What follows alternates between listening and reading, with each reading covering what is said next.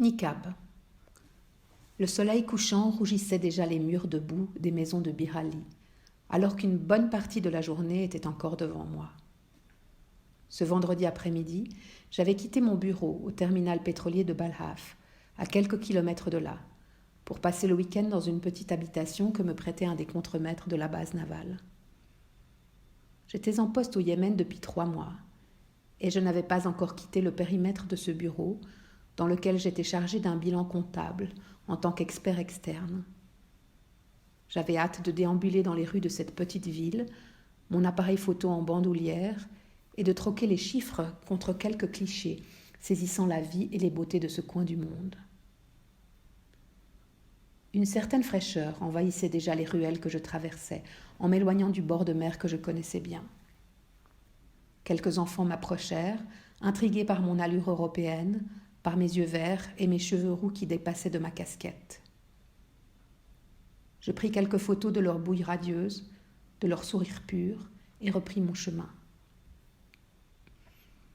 M'éloignant du centre, je quittai également l'atmosphère bruyante de celui-ci, pour pénétrer dans une zone beaucoup plus tranquille que soudain des rires vinrent colorer.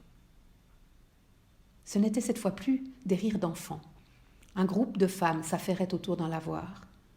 Je restai à bonne distance pour m'imprégner des notes de leur voix et de leurs éclats de rire sans les effrayer. L'une d'elles m'aperçut alors. D'une main levée, elle fit signe aux autres de faire silence. 7 autres têtes gainées de noir se tournèrent vers moi. À cette distance, je ne pouvais qu'apercevoir les bandes couleur chair qui se détachaient de leur niqab. Celle qui m'avait vue la première fit quelques pas dans ma direction. Les autres la suivirent un instant des yeux. Elle se tourna vers ses congénères et leur intima un ordre dans un arabe cinglant qui les fit se remettre au travail et au bavardage joyeux. Je n'osais approcher plus, ne sachant pas si un homme, et a fortiori un étranger, était le bienvenu dans cet endroit. Sa silhouette fluide dansait avec les bancs de tissu sombre qui volaient autour d'elle à chaque pas. On aurait dit les ailes d'un grand oiseau, se détachant sur un ciel de plus en plus noir. J'hésitais à reculer, mais elle ne fit pas le moindre mouvement pouvant m'y encourager. Alors je ne bougeai plus. Bientôt, il n'y eut plus qu'un petit mètre entre nous. Elle s'immobilisa et les ailes se replièrent docilement le long de ses bras. Elle était à présent totalement immobile. Et sa tenue ne permettait pas de lire quoi que ce soit de son langage corporel. Je me sentais nue devant toute sa protection à elle, toute l'intimité que lui procurait son voile.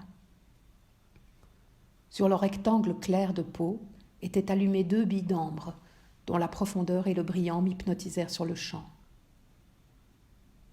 Par mimétisme, et à cause de la forte impression qu'elle me faisait, je cessai également tout mouvement. Toute la suite de l'histoire se passa alors entre mes iris de jade et ses iris de bakélite. 2 paires d'yeux se racontèrent la fulgurance d'un désir commun, aussi puissant qu'immobile, aussi excitant que répréhensible. Rien ne se fit, mais tout se passa dans nos yeux. Nos regards se dirent les baisers, les caresses, la force de l'étreinte, le goût de nos peaux, l'âcreté de nos sueurs. À nouveau, les voix de femmes se turent autour du lavoir, donnant le signal que notre amour immobile avait assez duré. Elle repartit volant dans la ruelle, je repartis en sens inverse, vers ma vie autre, avec quelques instants volés qui garderaient à jamais un troublant pouvoir de frisson.